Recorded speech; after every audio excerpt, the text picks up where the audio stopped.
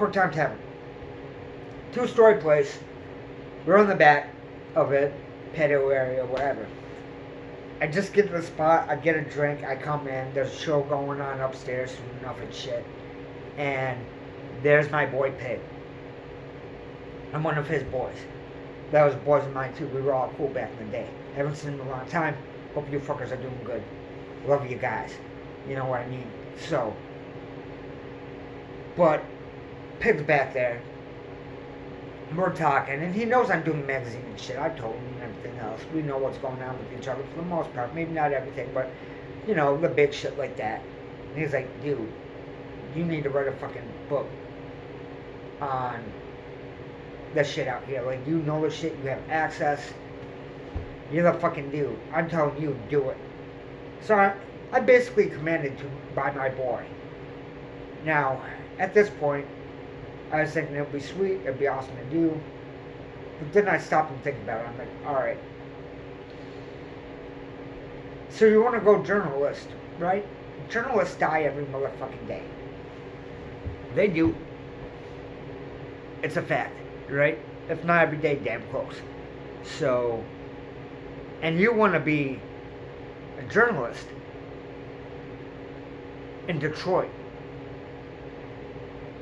Yeah, you might love the city and shit, but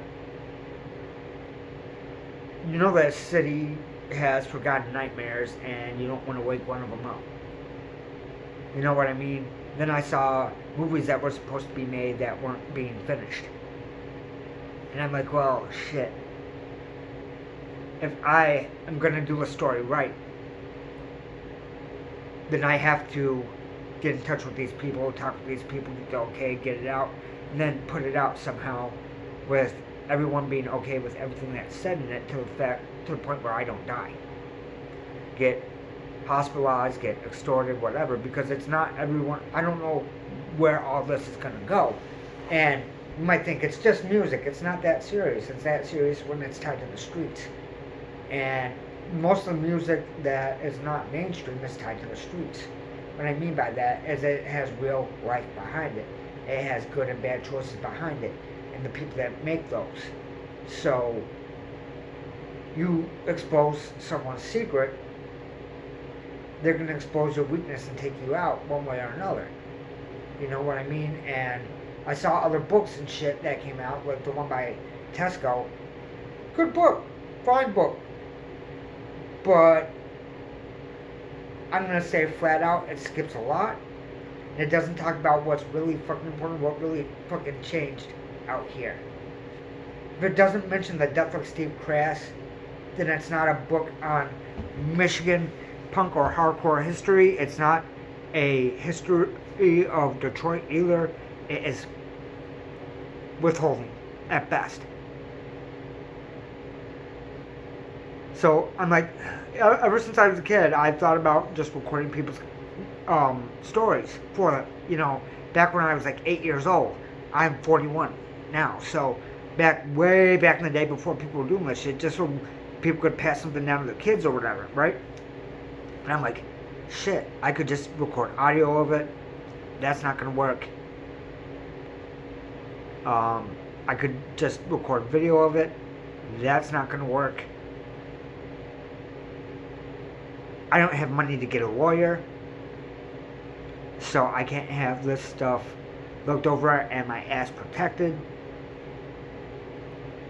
I might be able to get somebody to pick up the book or movie for distribution. I can distribute it myself, but if I do that, it's mainly going to be here, and I do have a platform at the time that I could let it be known and sell copies of.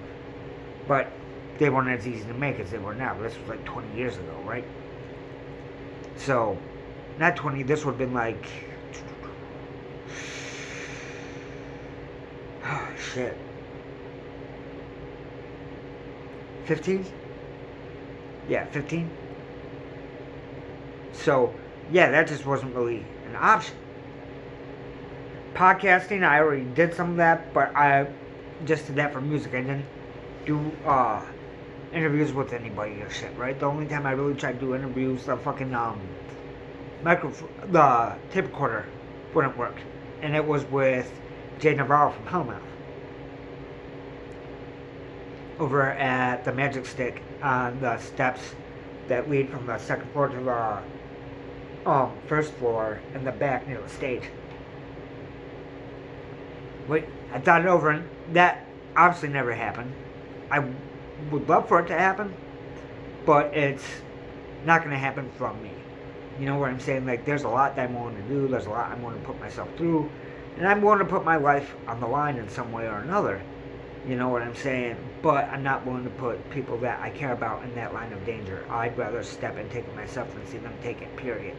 You know, that's just the way I've always been. You know, you can call it Big Brother shit or whatever, but it just is what it is. So, I had to tell Pig, when I saw him a while later, that, hey, dude, I thought about what you told me to do, and I know I'm the one to do it, but I had to tell you it's not going to get done, man. I know what you've been through. I know what your situation has been. I know that you survived all that. I know what my pedigree is. I know what I can get away with, what I can't get away with, and where I stand with a lot of these people. I can't be poking around, and I'm going to have to ask questions. And it's going to be at the point where even people that I like and respect, those are going to become strained. And we know the people I'm talking about. We know a lot of, let's say, older people. You know what I mean? They're friends of both of ours. I mention a name or two and I'm like, okay. Nothing against any of these people, but they're family, they're friends. But what if I start poking around about, you know, bands from Brightmoor? Or shit like that, because with Brightmoor in Detroit, no matter how good of a person you are, you know, Brightmoor changes something in you. You have to act a certain way when you're out there. The only way that I was ever able to walk through there safe by myself is I got out of the hospital, I got off the bus, I had the bracelet on, and I had the white, not the white, but the paper shirt on, all tied up. Nobody messed with me. I stepped in a spot there to grab something to drink. Nobody messed with me. And it's not like it there. If they don't know you, they mess with you. People get robbed, people all the time over there. So, all kinds of stuff happens. And it's not like, oh, that changed. It's got better. No.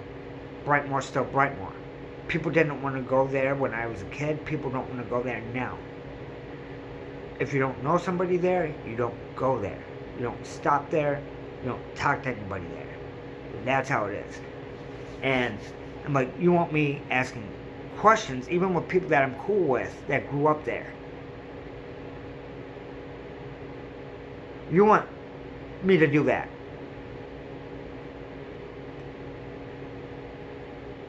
You know how hard it is to get an okay?